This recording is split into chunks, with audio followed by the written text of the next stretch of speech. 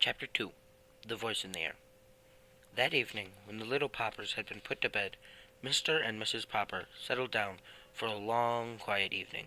The neat living room at 423 Pound-Foot Avenue was much like all the other living rooms in Stillwater, except that the walls were hung with pictures from the National Geographic magazine.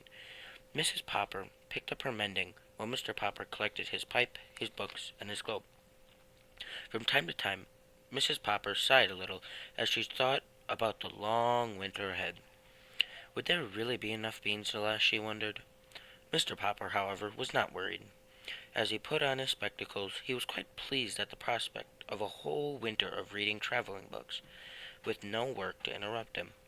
He set his little globe beside him and began to read. "What are you reading?" asked Miss Popper. "I am reading a book called Antarctic Adventures. It is very interesting. It tells about all the different people who have gone to the South Pole and what they have found there." "Don't you ever get tired of reading about the South Pole?" "No, I don't, of course. I would much rather go there than read about it. But reading is the next best thing." "I think it must be very boring down there," said Mrs. Popper. "It sounds very dull and cold, with all that ice and snow." "Oh, no," answered Mr. Popper. "You wouldn't think it was dull if you had gone to see the movies of the Drake expedition at Bajorn last year." "Well, I didn't, and I don't think any of us will have any money for movies right now," answered Mrs. Popper, a little sharply. She was not at all a disagreeable woman, but sometimes she got rather cross when she was worried about money.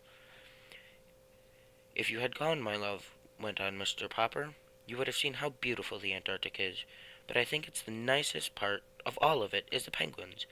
No wonder all the men on the expedition had such a good time playing with them. They're the funniest birds in the world.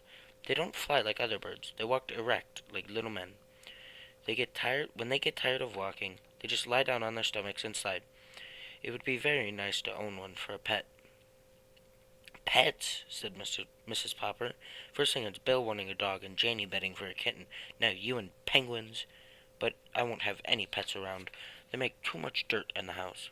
And I have enough work now, trying to keep this place tidy, to say nothing of what it costs to feed a pet. Anyways, we have a bowl of goldfish." "Penguins are very intelligent," continued Mr. Popper. "Listen to this, Mama. It says here that they want to catch some shrimps. They all crowd over the edge on an ice bank. Only they just don't jump in because a leopard seal might be waiting to eat the penguins. So they crowd and push until they manage to shove one penguin off to see if it's safe. I mean, if he doesn't get eaten up, the rest of them know it's all safe to jump in." "Dear me," said Mrs. Popper in a shocked tone. "They sound like pretty heathen birds." "It's a queer thing," said Mr. Popper. "That's all the polar bears live in the North, and all the penguins in the South Pole. I think the penguins would like the North Pole, too, if only they knew how to get there." At 10 o'clock, Mrs. Popper yawned and laid down her mending. "Well, you can go on reading about those heathen birds, but I'm going to bed.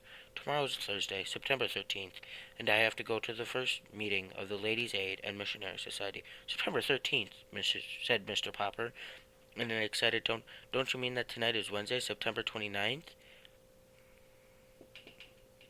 "Why, yes, I suppose it is. But what of it?" Mr. Popper put down his book of Antarctic adventures and moved hastily to the radio. "What of it?" he repeated, pushing the switch. "Why is this the night the Drake expedition is going to start broadcasting?" "It's nothing," said Mrs. Popper. "Just a lot of men at the bottom of the world saying, 'Hello, Mama. Hello, Papa.'" "Shh!" commanded Mr. Popper, laying his ear close to the radio. There was a buzz, and then suddenly from the South Pole a faint voice floated into the Popper living room. "This is Admiral Drake speaking. Hello, Mama. Hello, Papa. Hello, Mr. Popper." "Goodness gracious!" exclaimed Mrs. Popper. "Did he just say Mama? Did he just say Papa? Or Popper?" "Hello, Mr. Popper up there in Stillwater. Thanks for your nice letter about the pictures of our latest expedition. Watch for an answer, but not by letter, Mr. Popper. Watch for a surprise. Signing off, signing off." "You wrote to Admiral Drake?" "Yes, I did," Mr. Popper admitted. "I wrote and told him how funny I thought those penguins were." "Well, I never," said Mr. Popper, in a very much impressed. Mr. Popper picked up his little globe and found the Antarctic. "And to think they spoke to me from all the way down there. And he even mentioned my name. Mamma, what are you supposed to do? What do you suppose he means by surprise?" "I haven't any idea," answered Mrs. Popper, "but I'm going to bed. I don't want to be late for the Ladies' Aid and Missionary Society meeting tomorrow."